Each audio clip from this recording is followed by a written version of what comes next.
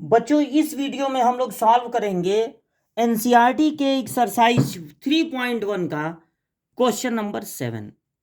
तो रीड करिए क्वेश्चन को। Find the value of A B C and D from the equation. देखिए यहां पर आपको एक मैट्रिक्स दिख रहा है और यहां भी एक मैट्रिक्स है, दोनों के बीच में इक्वल टू लगा है, इसीलिए हम लोग इसको कहेंगे इक्वेशन। इक्वल टू लगने के कारण ये एक इक्वेशन है। इस इक्वेशन में दो मैट्रिक्स आपस में इक्वल हैं। दो मैट्रिक्स तभी इक्वल हो सकते हैं जब दोनों मैट्रिक्स का ऑर्डर सेम हो। तो यहां पर आप देख रहे हैं दो रो है, यहां भी दो रो है, यहां दो कॉलम है, यहां भी दो कॉलम है, ये इक्वल हो सकते हैं। जब दो मैट्रिक्स आपस में इक्वल होते हैं तो पोजीशन वाइज उनके एलिमेंट्स इक्वल होते हैं। इस पोजीशन के एलिमेंट को कहते हैं A11, इसे कहते हैं A12, पहला रो दूसरा कॉलम।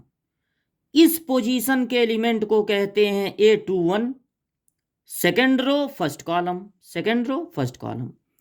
इस एलिमेंट को कहते हैं A22, रो कौन सा है सेकेंड, कॉलम कौन सा है सेकेंड। तो जब दो मैट्रिक्स आपस में इक्वल होते हैं तो पोजीशन वाइज एलिमेंट वो A11 के इक्वल होगा,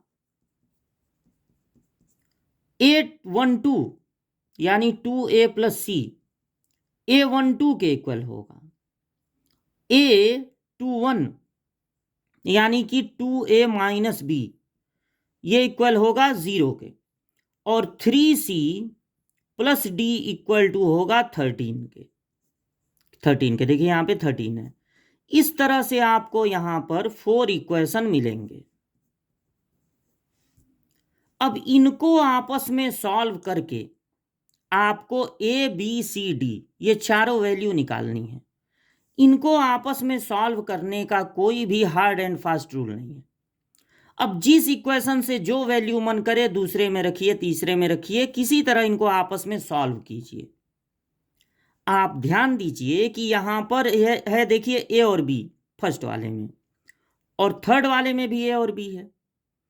अगर आप इक्वेशन 1 यानी ए माइनस बी इक्वल टू -1 और उसके साथ इक्वेशन 3 को ले लेते हैं 2A minus B equal to 0, तो आप यहां देख रहे हैं ना माइनस बी है, यहां भी माइनस बी है। अगर इन दोनों इक्वेशन को सब्ट्रैक्ट कर दिया जाए तो बी कैंसिल हो जाएगा और आपको ए की वैल्यू मिल जाएगी। सब्ट्रैक्ट करने पर साइन अपोजिट हो जाता है, तो ए में से 2A सब्ट्रैक्ट होगा, बचेगा -A। यहां पर plus B minus B cancel हो जाएंगे, -0 से कोई मतलब है नहीं तो -1, दोनों साइड से माइनस कैंसिल हो जाएगा। तो इस तरह से आपको ए की वैल्यू मिल जाएगी 1। अब इन दोनों इक्वेशन में से किसी में भी अगर आप ए की वैल्यू रख देते हैं, मान लीजिए इक्वेशन 1 में ए की वैल्यू रख देते हैं 1, तो -1 को इधर ट्रांसफर करने पे और -b को इधर, आपको b की वैल्यू मिल जाएगी 2। अब b भी मिल गया। इक्वेशन 2 में अगर a की वैल्यू 1 रख दिया जाए तो हमको c मिल जाएगा, तो 2 1 जा 2, a की वैल्यू 1 रखनी है ना, तो c की वैल्यू मिलेगा 5 में से 2 माइनस हो जाएगा यानी 3। और अब इक्वेशन 4 बचा, उसका भी यूज कर लिया जाए, वहीं से d मिलेगा, और किसी इक्वेशन में तो d है नहीं। यहां पर c की वैल्यू जो आई है ना 3, वो रखना पड़ेगा, 3 3 जा 9 प्लस d इक्वल टू 13, तो d की वैल्यू हो जाएगी 13 माइनस 9, 9 को इधर ट्रांसफर कर दीजिए, 13 में से 9 माइनस हो जाएगा 4। तो इन्हीं इक्वेशन को आपस में सॉल्व करने पर ए बी सी डी की वैल्यू मिल गई, यही आंसर में लिख देना है।